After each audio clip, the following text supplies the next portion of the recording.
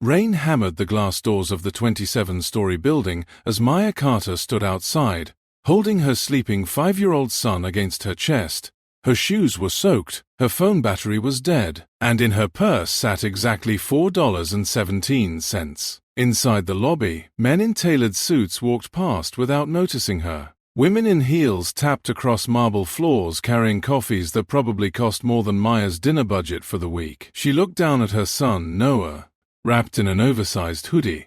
"I just need one chance," she whispered. The security guard blocked her path before she could reach the elevators. "Applications are online, ma'am." "I know," Maya said softly, "but they rejected me already. Then there's nothing I can do." She nodded like she understood, even though panic was climbing into her throat. Her rent was overdue. The diner where she worked nights had closed 2 weeks earlier. Every company she applied to wanted experience she didn't have anymore because she'd spent years caring for her sick mother before she passed away.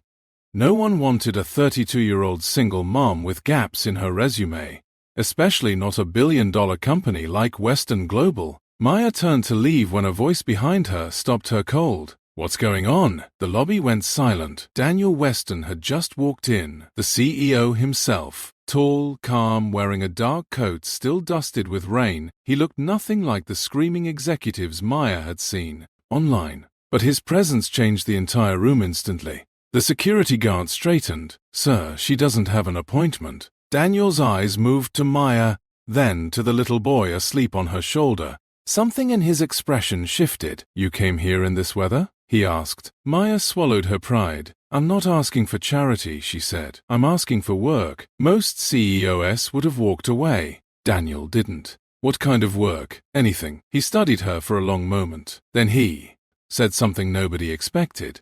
30 days. Maya blinked. "What?" "Your work downstairs in operations support. Temporary contract. 30 days. He glanced toward HR. "If she fails, let her go. If she survives, we'll talk." The HR director looked horrified. "Sir, we already filled, then make room." And just like that, Maya's life changed. The next morning, she arrived before sunrise. By the 3rd day, everyone noticed she skipped lunch. By the 5th day, she stayed late helping coworkers finish reports that weren't even assigned to her. By the 7th day, employees started quietly leaving food near her desk because they realized she always packed her son's lunch first and forgot her own. But Maya never complained. Not once. At night after work, she picked Noah up from a neighbor's apartment and spent hours helping him practice reading while applying for permanent housing programs online. Some nights she cried in the bathroom silently so he wouldn't hear. Meanwhile, upstairs in the executive offices, Daniel Weston kept hearing her name.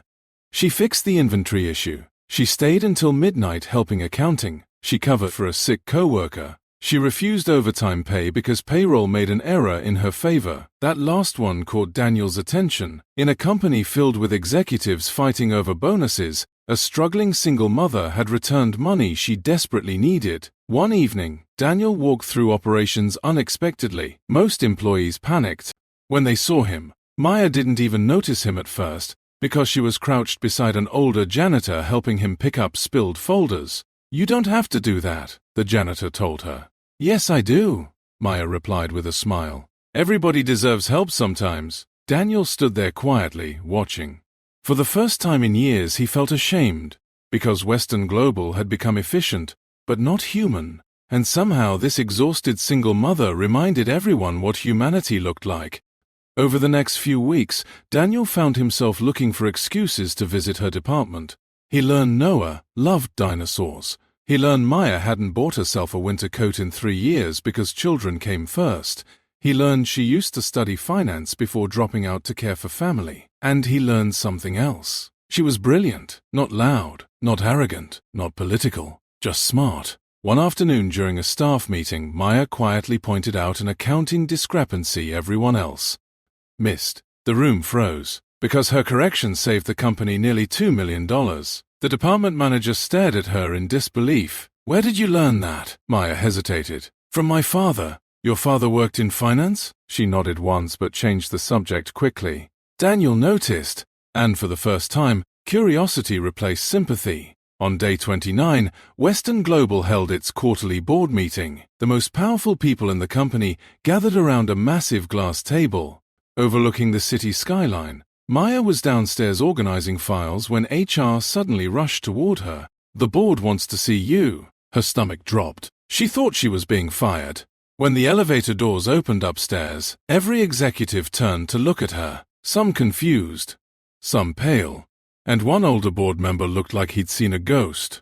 Then the chairman stood slowly. "Why?" he asked carefully. "Does nobody here know that Maya Carter is the daughter of Richard Carter?" Silence exploded across the room.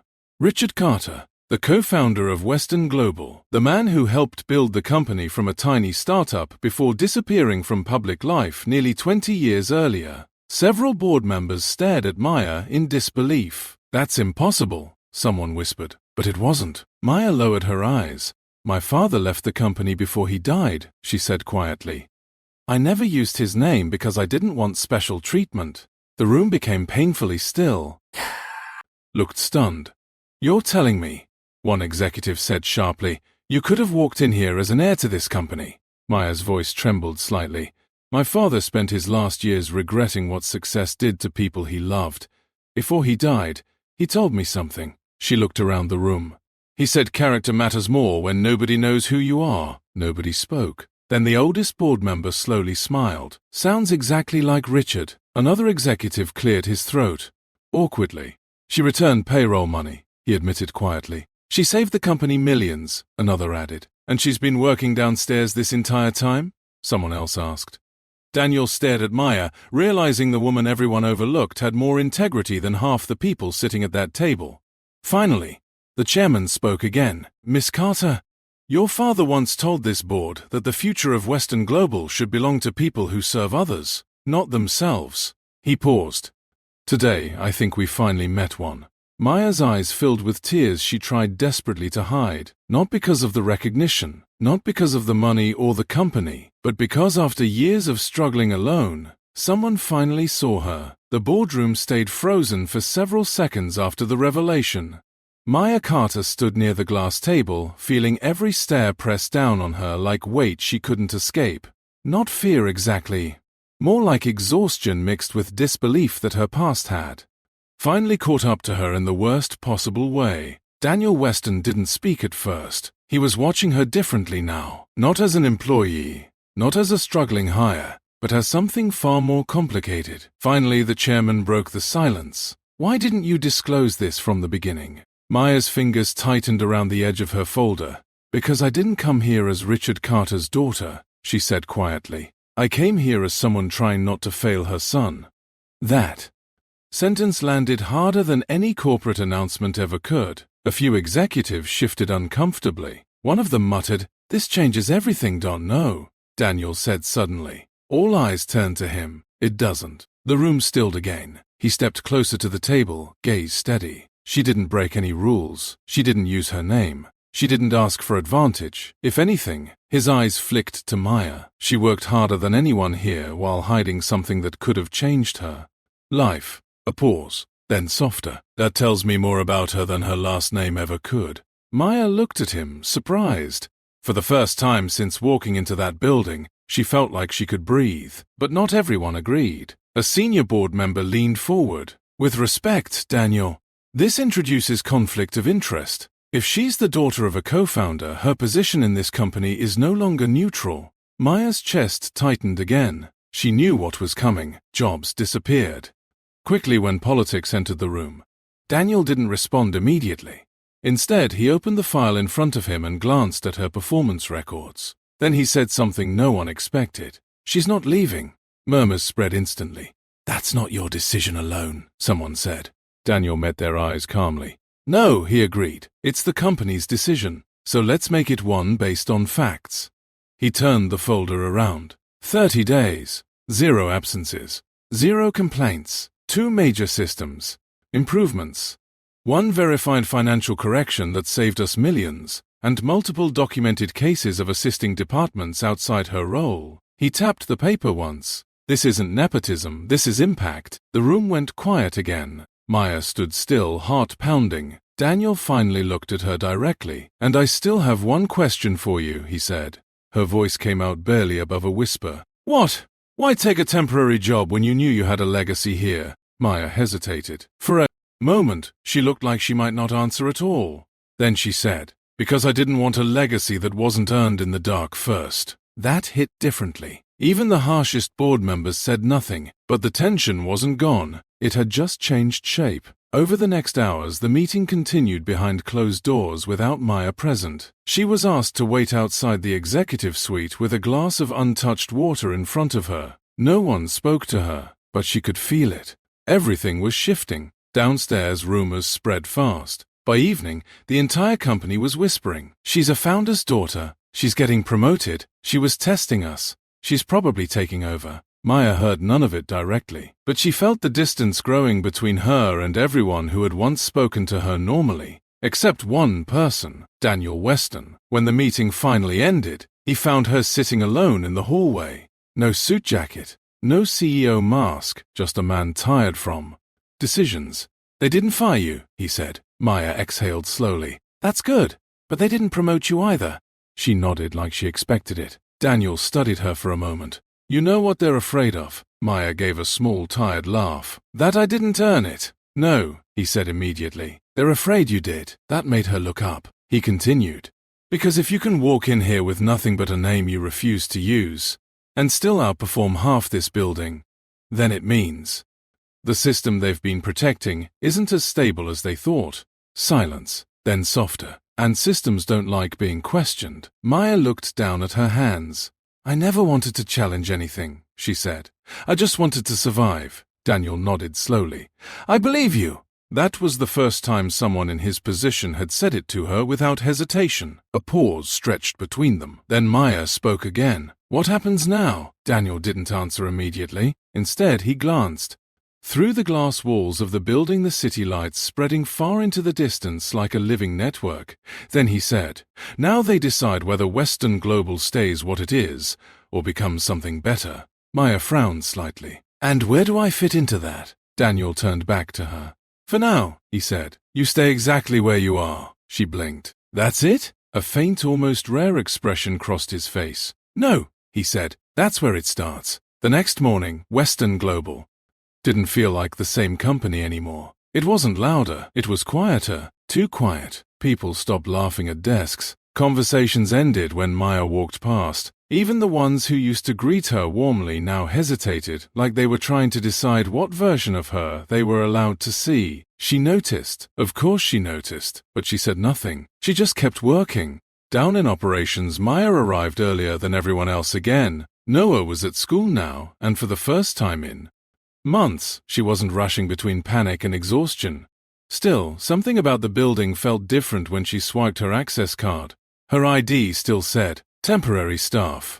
That word stayed on the screen a little longer than it should have. Temporary, as if the last 29 days could be erased with a label. At 10:17 a.m., she was called upstairs again. Not by HR this time, by Daniel Weston. His office was different from the rest of the building. Glass walls, city skyline, everything precise and controlled. But today, there was something else on his desk. 3 thick folders. Maya stopped just inside the doorway. "You called me?" Daniel didn't look up immediately. "I didn't call you," he said. "I requested you." That difference wasn't accidental. She stepped inside slowly. "What's going on?" He finally looked at her. "The board is split." Maya frowned. "Split how?" "One group wants you promoted into operations leadership immediately," he said. "The other wants you removed completely, before the public finds out." Her stomach tightened. "So I'm a problem now." "Don't know," Daniel said sharply, then softened. "You're a disruption." That word sat between them. A knock changed the moment. His assistant entered and placed a sealed envelope on the desk. "It came from legal," she said quietly, then left immediately. Daniel stared at it for a second too long before opening it. Inside was a single document. As he read it, his expression changed, subtle at first, then controlled stillness. Maya noticed instantly. "What is it?" He didn't answer right away. Then he slid the paper toward her. Maya read it, and everything inside her went cold. It wasn't just board politics. It was inheritance law. A private clause buried in Western Global's founding structure, one she had never seen. Her father's signature was on it. Her breathing slowed. "What is this?" she whispered. Daniel leaned back slightly. "This," he said, "is why they're panicking." Maya read it again, slower.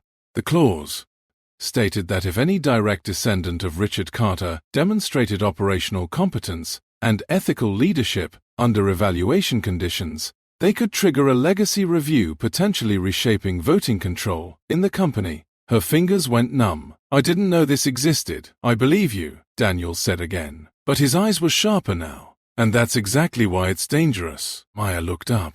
"Dangerous to who?" Before he could answer, the office door opened again without permission this time. 3 board members walked in. The atmosphere changed instantly. One of them, a senior executive with silver hair and a cold expression, placed a tablet on the desk. "We need to talk about her continued access," he said, nodding at Maya without even saying her name. Daniel didn't move. "She stays," he replied. "That's not your decision alone anymore." The executive tapped the screen. Security footage appeared. Maya's face filled the display, helping accounting, correcting reports, speaking in meetings, moving between departments. Then another clip. Her returning overpaid funds. Another. Her assisting janitorial staff after hours. The executive's voice was calm. "She's either extremely competent or extremely calculated." Maya felt the words hit like accusation. Daniel's jaw tightened. "You're suggesting what exactly?" "I'm suggesting," the man said carefully, "that this entire performance may have been staged to activate the clause." Silence. Maya stared at him. "That's insane, is it?" he replied. "You appear out of nowhere. You refuse recognition. You outperform staff who've been here for years, and now suddenly we discover you have legal leverage over the company." Her voice rose slightly. "I didn't know about any clause, but your father did," another board member added. That was the point where everything tilted. Maya stepped back slightly. "My father is dead," she said. "I know," the executive replied. "Convenient timing for documents to surface." Daniel stood up then. The shift in his posture made the room tense. "You're accusing her of manipulation without evidence," he said coldly. "We're protecting the company, Daniel said. "You're protecting yourselves." The silence after that was sharp. Maya looked between them, feeling something unfamiliar building in her chest, not anger, not fear, something heavier, grief maybe, not for her father, but for how quickly people rewrote her into something she didn't recognize. Then, her phone buzzed. She glanced down. Unknown number. One message. "Stop now. They know." Her face went still.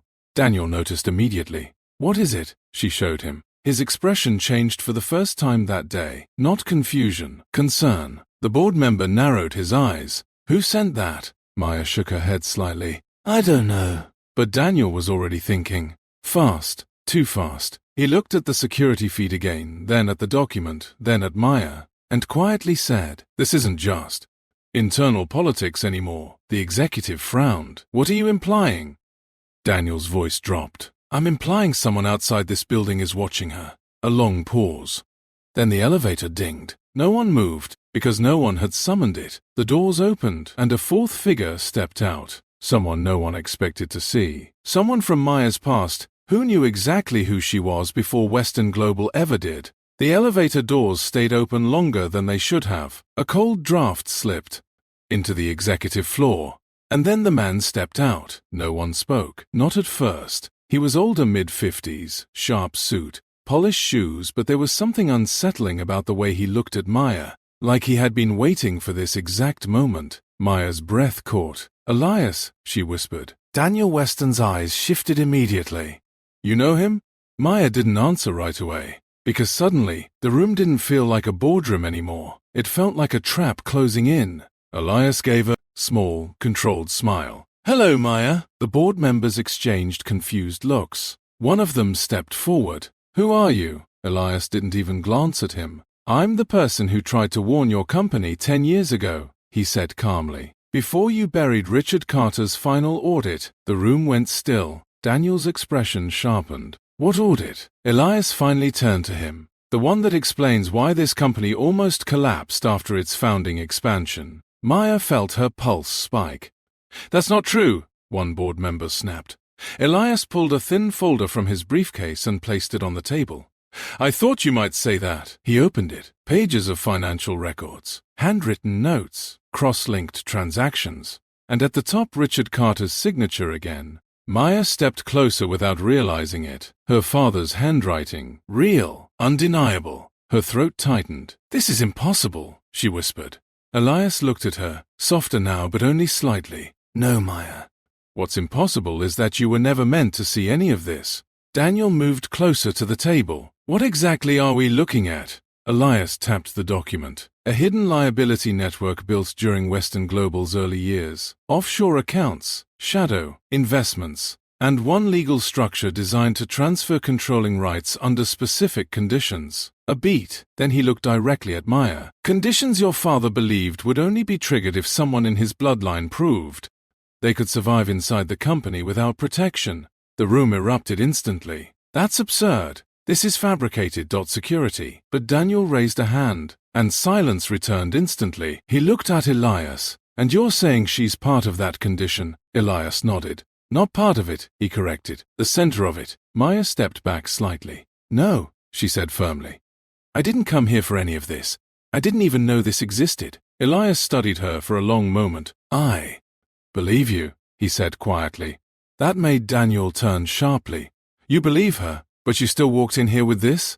Elias didn't flinch, because someone else doesn't. The temperature in the room seemed to drop. Maya frowned. "Someone else?" Elias hesitated for the first time, then said, "There's a group outside this company trying to acquire Western Global, quietly. They've been waiting for internal instability." He turned a page. "And your appearance, whether accidental or not, has triggered something in their system." Daniel's jaw tightened. "So they think she's leverage?" "Yes." Maya let out a short breath of disbelief. "This is insane." But Elias wasn't finished. "There's more," he said. He slid another document forward. A photo. Maya froze. It was her, standing outside the building on her first day, except she had never taken that picture. Daniel leaned in. "Where did you get this?" Elias answered simply. "From inside your security network." The board members turned pale. "That's impossible," one said. Elias looked at them coldly. "Nothing inside this building is as secure as you think." A long silence followed. Then Daniel spoke again, quieter now. "So someone has been watching her since day one." Elias nodded. "Yes." Maya felt her stomach twist. "And I didn't know any of this?" she asked. Elias looked at her directly. "You were not supposed to." That line hit differently. Because it wasn't an answer, it was confirmation. Daniel turned away slightly, thinking fast. Then he said, "If she's being monitored externally, then we have a breach. And if this clause is real, it is real." Elias interrupted. Daniel ignored that. "Then every move she makes inside this company is being tracked as part of a larger trigger system." Maya looked between them. "What trigger system?" Elias closed the folder slowly. "A succession override." Silence. Even the board members stopped breathing properly.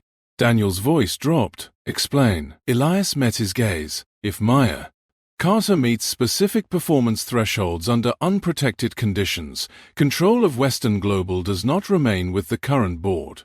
He paused. "It transfers." Maya's voice was barely audible. "To me?" Elias didn't answer immediately. And that silence was worse than any confirmation. Then suddenly the lights in the executive floor flickered.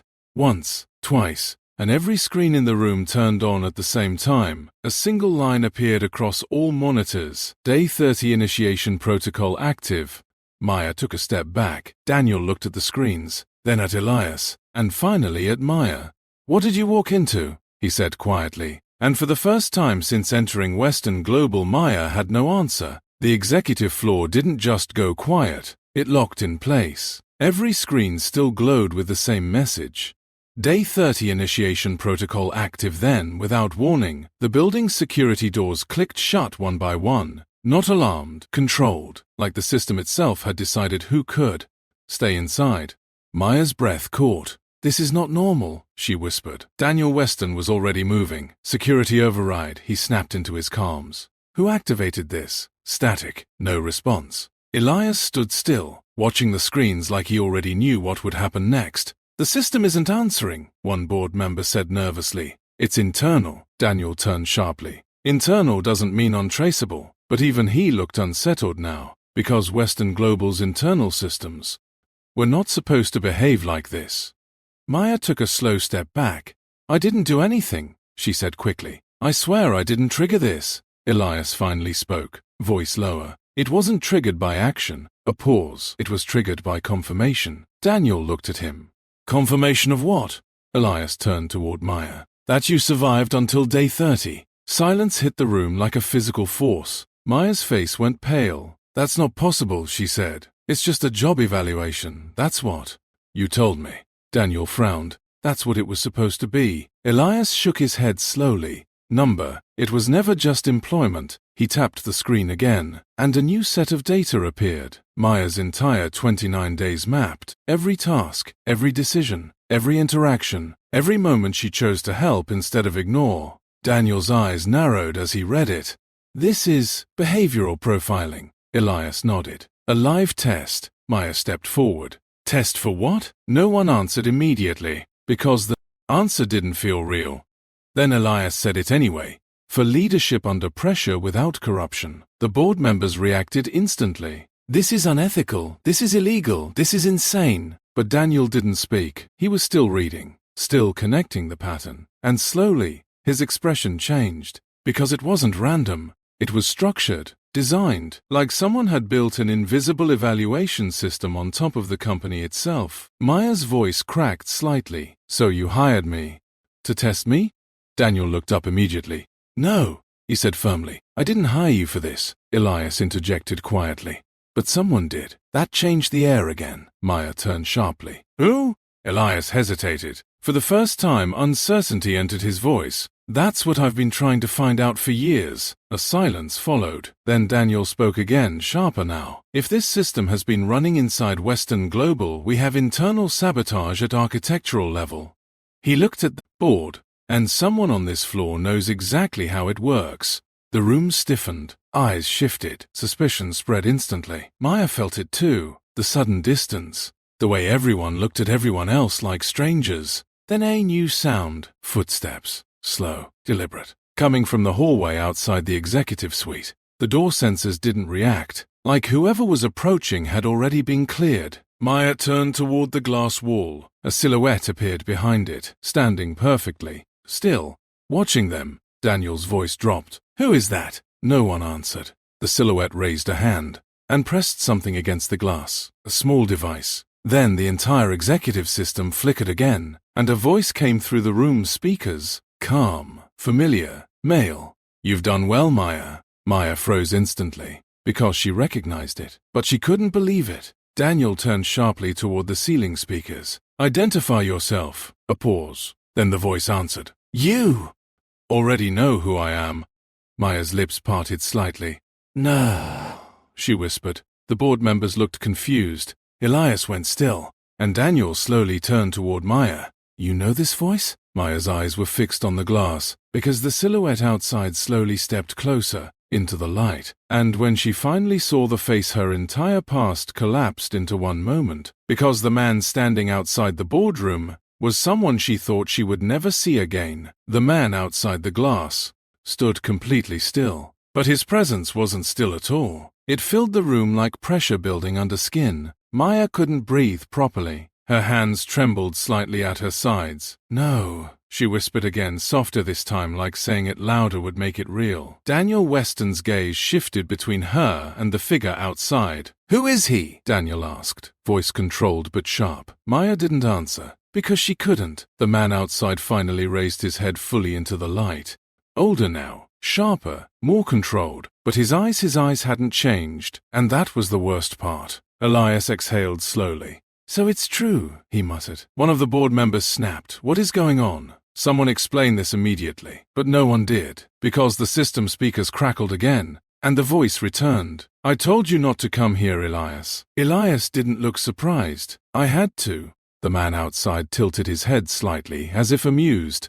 You always did confuse necessity with curiosity. Maya took a step back. Her throat felt tight. Her memories started overlapping with the present. Rain, a hospital corridor, a man leaving without looking back, and a child's hand holding hers tightly. Daniel noticed her reaction instantly. Maya, he said quietly, talk to me. Who is he? Her voice came out broken. My father's partner. Silence dropped so hard it felt physical. Even Daniel froze slightly. Elias finally spoke, voice low. Not just partner. He looked at Maya carefully. The one who disappeared after Richard Carter died. The man outside smiled faintly. And yet here you are, he said through the system, still repeating old stories like they belong to you. Maya's eyes narrowed slightly now. You left, she said quietly. The room went still. The man outside didn't deny it. I did what I had to do. Maya's voice sharpened for the first time since this began. You left me alone. A flicker passed across his expression, gone too quickly to read fully. Then he spoke again. And yet you survived. Daniel stepped slightly in front of Maya without thinking. That doesn't answer who you are to this company, he said coldly. A pause. Then the man outside answered, I built half of it. Board members shifted immediately. That's impossible, one said. Elias shook his head slowly. No, he said quietly. It's not. Maya looked between them, confusion and anger mixing now. You're supposed to be gone, she said. You vanished after the funeral. You never contacted me. Not once. The man's voice softened slightly. I was protecting you. Maya laughed once, small, broken. From what? A life. Silence. Then the system flickered again, and suddenly a second layer of data appeared on every screen. Not financial this time. Personal. Maya's childhood records, her schooling, her father's private messages, and beneath it, a hidden folder labeled Project Luminance. Daniel's eyes narrowed instantly. What is that? Elias looked at it and went still. No, he whispered. The man outside spoke again. That is the real system you've been living inside, Daniel. Daniel's jaw tightened. I don't answer to riddles. A faint smile in the voice. You do now. Maya stepped forward slightly. Stop speaking like I'm part of some experiment, she said firmly. I'm a person. A pause. Then the man replied. Yes. That single word changed the air again. Not denial, not manipulation. Agreement, he continued. And that is why you were chosen. Maya's breath caught. I wasn't chosen for anything. The man's tone softened further. You were never meant to be inside Western Global as an employee. Silence. Daniel looked at Maya sharply. Elias looked down, as if he already knew where this was going. The man outside finished. You were meant to inherit what your father couldn't finish. Maya froze completely. No, she said again, but weaker now. Daniel turned slightly toward her. Inherit what? He asked slowly. Elias finally spoke, almost reluctantly. The original structure of Western Global wasn't just a company. He paused. It was meant to become a trust-controlled ethical network. Board members reacted immediately. That's not in any official record. Elias looked at them coldly. That's because you erased it. Silence again. The man outside stepped closer to the glass, and for the first time the system doors unlocked slightly, just enough to allow him entry. Maya's voice dropped to a whisper. If you come in here, what happens? Man looked directly at her. Then the 30-day evaluation ends. A pause, and the truth begins. The door clicked, slowly, unlocking. Daniel instinctively moved closer to Maya again. Elias didn't move at all. The board members stood frozen, and Maya didn't step back this time, because for the first time since this began, she realized the worst part wasn't finding out who he was. It was realizing he had been watching her survive all along. The door unlocked with a soft mechanical click, too. Soft for something that felt like a turning point in reality. And then it opened.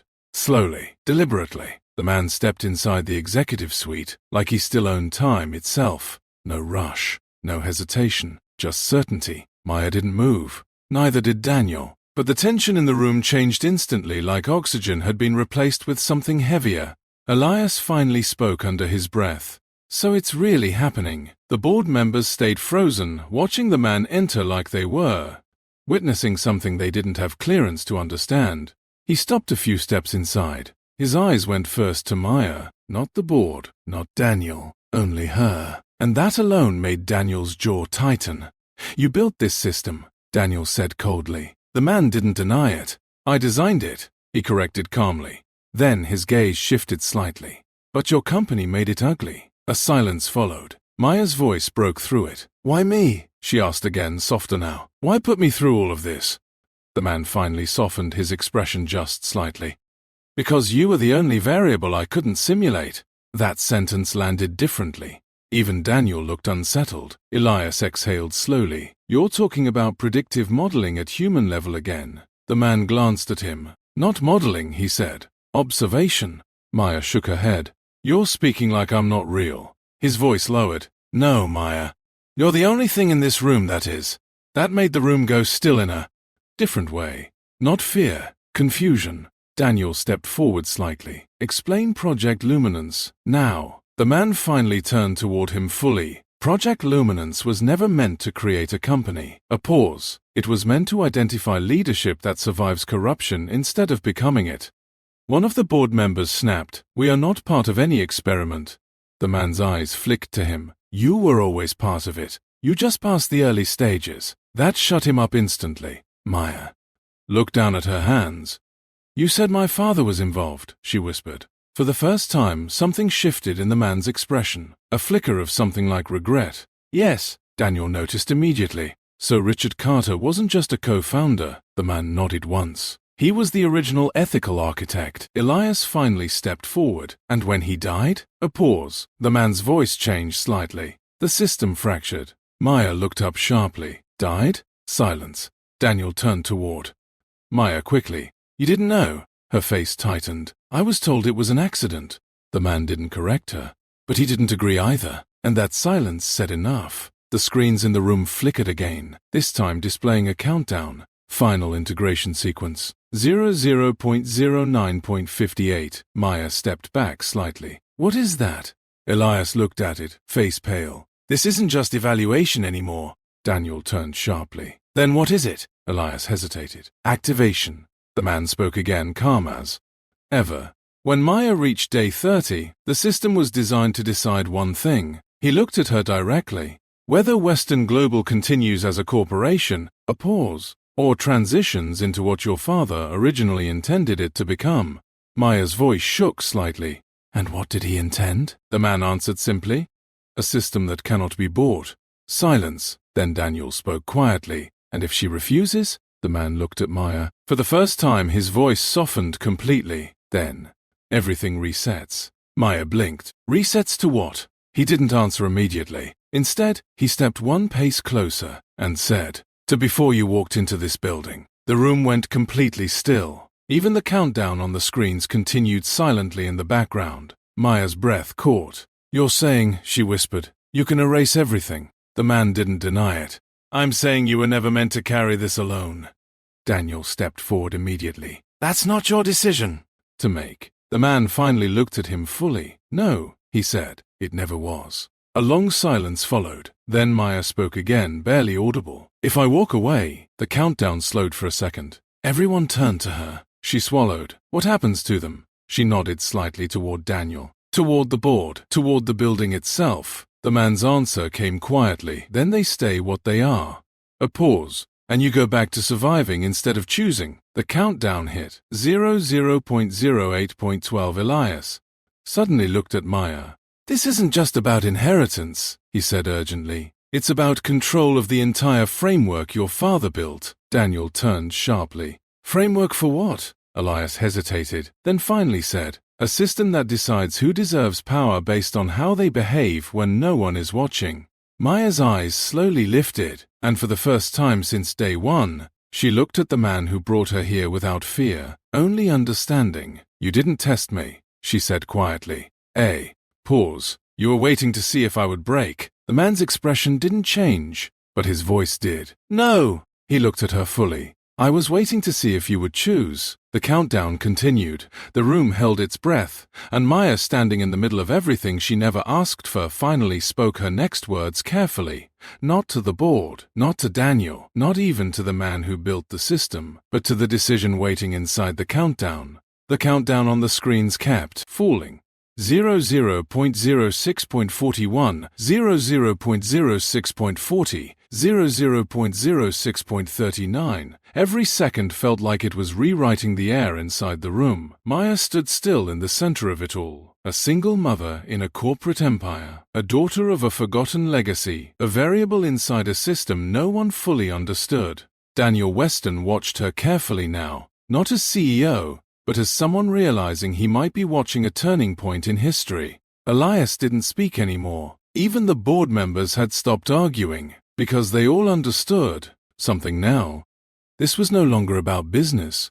It was about choice. The man who designed it all stood a few feet away, waiting, not pushing, not forcing, just watching her decide. Maya finally exhaled slowly. Her voice came out quiet, but steady. "You keep talking about survival," she said. A pause. "But I've been surviving my whole life." The countdown continued. 00.05.12. She looked at Daniel, then at the board, then at Elias, then finally at the man who had been in the shadows of her past. "I didn't come here to inherit anything," she said. A soft shift in the room. "But I also didn't come here to be erased." Her fingers tightened slightly. "So if this system only works when someone is willing to disappear," she shook her head once, "then it was never built for people like me." The countdown slowed for a moment, not stopping, just listening. Daniel stepped forward slightly. "Maya," but she raised a hand gently, stopping him. Not angry, just certain. She turned back to the man. "You said this system decides who deserves power based on how they behave when no one is watching." A pause. "Yes," he said. Maya nodded. "Then you already saw your answer." Silence. The screens flickered. 00.03.28. Elias frowned slightly. "That's not how the sequence is supposed to respond." The man didn't move. But for the first time, he looked uncertain. Maya continued. "When I had nothing," she said quietly, "no name, no protection, no help, I still chose to help others."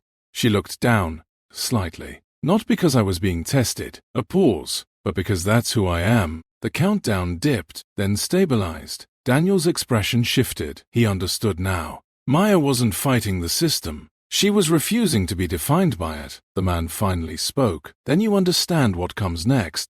Maya nodded. "I do." The room went still again. Even the board members leaned forward slightly, because this was the moment everything changed. Maya stepped closer to the center console and placed her hand lightly on the activation interface.